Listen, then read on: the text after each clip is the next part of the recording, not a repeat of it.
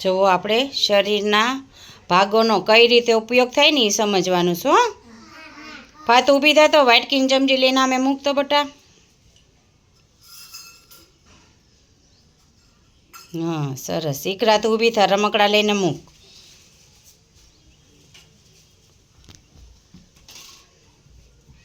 હિના તું ઊભી થા, ડીશ લઈને મૂકતો.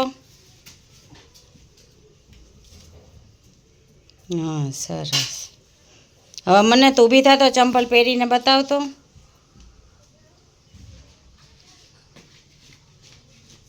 હા સરસ. હવે મૂકી દે. જો તમે રમકડા, વાટકી, ચમચી અને ડીશ ને બધું લીધું તો એમાં શેનો ઉપયોગ થયો શરીરના?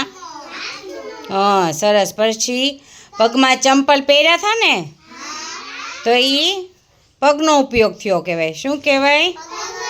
હા એવી રીતે આપણા શરીરના ભાગોની કઈ રીતે ઉપયોગ થાય એ ખબર પડે ને.